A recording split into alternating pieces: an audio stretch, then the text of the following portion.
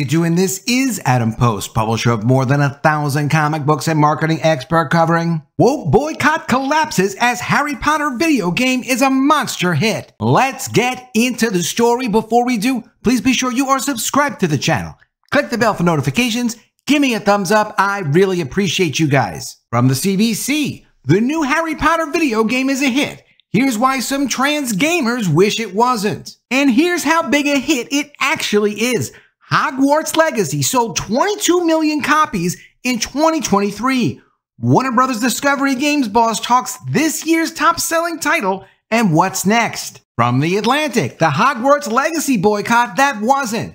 If the public response to the game was truly a referendum on JK Rowling, she won. From the Daily Mail, cancelled? Thanks to her new £16 million, which is really over $20 million US, Harry Potter TV deal with Warner Bros. Discovery, it's JK Rowling who's having the last laugh over trans activists. As friends of the author say, the fresh 10-year deal is vindication of her beliefs and her free speech and a sign the tide has turned. From Pink News, yes, it is Pink News, Hogwarts Legacy picked up 0 nominations at the Game Awards in 2023. Hogwarts Legacy has not received a single nomination in any category at the Game Awards 2023, despite earning overwhelmingly positive reviews from players and critics alike. Even though there were overwhelmingly positive reviews from critics and gamers, they still tried to stop this game and they couldn't. Over at Wired.com,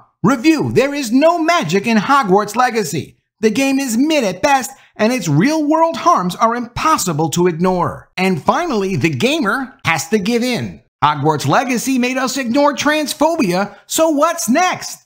By the way, what is transphobia? Here's what Wikipedia says transphobia is. It's what you think it is, but it's a little bit worse. Transphobia consists of negative attitudes, feelings, or actions towards transgender people or transness in general. Transphobia can include fear, aversion, hatred, violence, or anger towards people who do not conform to social gender roles. That is to say, if you have an aversion to the trans agenda whatsoever, that's transphobia. It's the same as hatred, violence, or anger.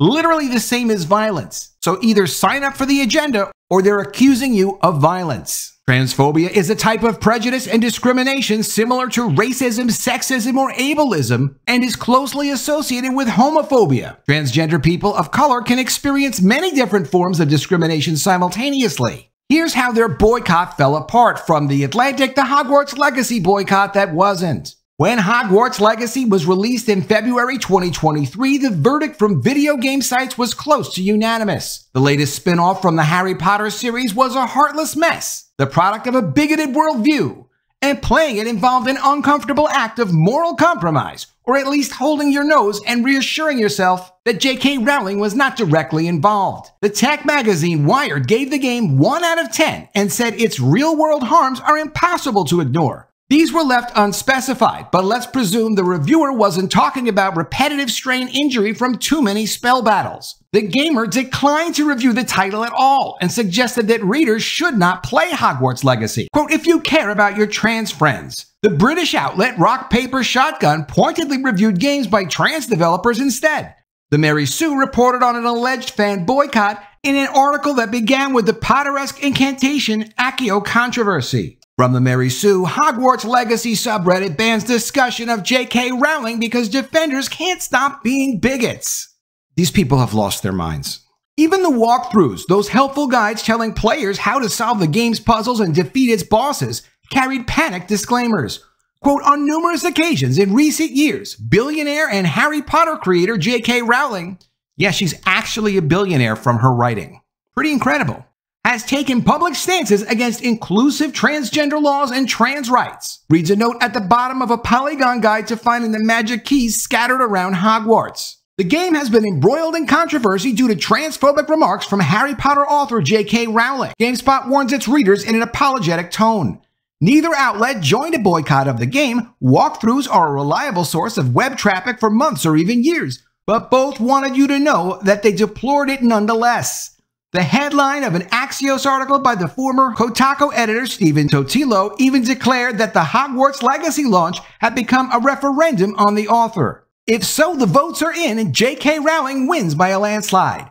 The views that she's expressed on Twitter and elsewhere, for instance, that women's spaces such as prisons and domestic violence shelters should be protected on the basis of biological sex rather than self-declared gender, and that some young people are rushed toward medical transition with insufficient gatekeeping, are clearly not fatally repulsive to normie consumers. Hogwarts Legacy sold more than 12 million copies in its first 2 weeks and now has sold 22 million copies. Absolutely incredible. As the website Den of Geek conceded in an article preceded by an italicized warning about Rowling's history of transphobic remarks, those sales generated more than $850 million in revenue. Now it's well more than $1 billion. Putting that number in perspective, John Wick Chapter 4, the latest in the Keanu Reeves action movie franchise, just had what's considered to be an excellent opening weekend at the box office, taking in $73.5 million. The financial success of Hogwarts Legacy is many times greater.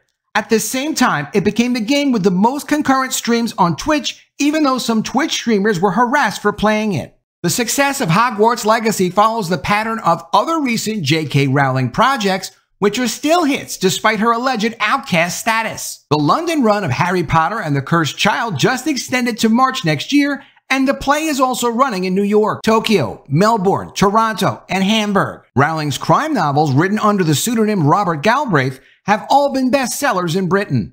Every day, a long line forms outside the Harry Potter shop at King's Cross as people of all ages wait to be photographed with the luggage cart embedded in the wall at platform 9 3/4. The only Rowling property that is struggling is the Fantastic Beasts movie franchise, which received mixed reviews for its third installment. What's going on? The most obvious explanation is the emergence of a class of internet critics who are completely out of touch with their audiences.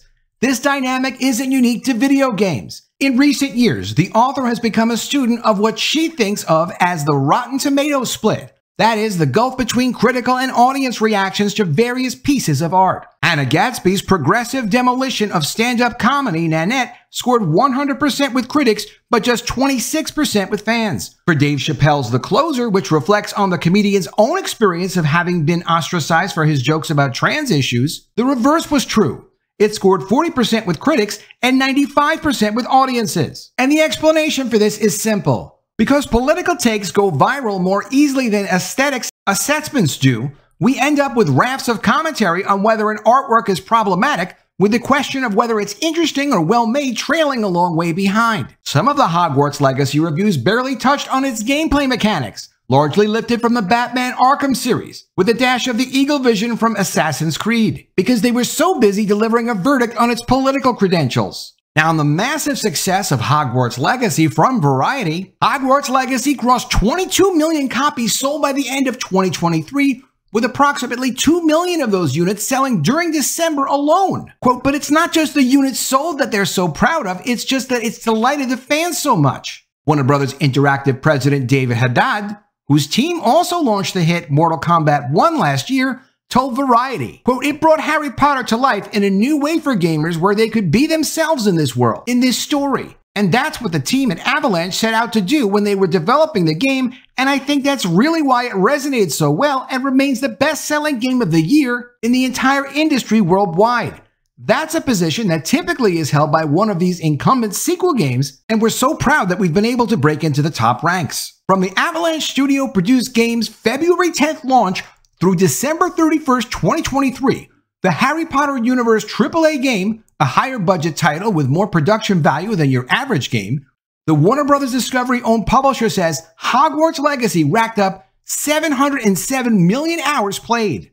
According to Haddad, many fans have gone back and played the game through more than once, choosing a different Hogwarts house to be sorted into for a different storyline experience. Then there's the fun in-game data, which shows 819 million potions were brewed, 1.3 billion magical plants harvested, 593 magical beasts rescued, and 4.9 billion dark wizards defeated within the halls of the virtual wizarding school. With all that time and money and magic spent on the game, Haddad and company are already working on follow-up edition to the Potterverse's video game world. That includes the previously announced title featuring Quidditch, the wizard sport that was left out of Hogwarts Legacy to fans' disappointment, which is currently in the beta testing phase, but also a series of other things that are currently unannounced and will let the fans be part of this world and stories and characters in deeper and deeper ways, Haddad said. But we don't have any particular announcements on exactly how and when the Quidditch game is going to come to the market, but we are working to get it designed in a way just to delight fans, Haddad said. But the Harry Potter games are far from the only focus at Warner Brothers Games, where marching orders from on high, namely streaming and gaming chief J.B. Perrette, Warner Brothers Discovery CEO David Zaslav, and even CFO Gunnar Wiedenfields, has been to prioritize Warner Brothers franchises and intellectual property above all else in the pursuit of global gaming domination. Aside from Hogwarts Legacy, the biggest example of that in 2023 was Mortal Kombat 1, which launched September 14th. Haddad says that game release garnered more players for that franchise across all of the studio's available Mortal Kombat games, including mobile games, than they've ever had before in its 30-plus year history. Mortal Kombat 1 was also nominated for Best Fighting Game of the Year at the Game Awards in December. So the massive success of the Harry Potter franchise is absolutely undeniable. People can complain, people can boycott, they can try to push their agenda, but it doesn't work when you focus on what you do, and what you do is what consumers want. Let me know what you think of all this in the comments below. Always love to see your ideas. Please be sure you are subscribed to the channel. Click the bell for notifications, give me a thumbs up, and I'll see you again soon with another video. And if I don't see you, I will miss you.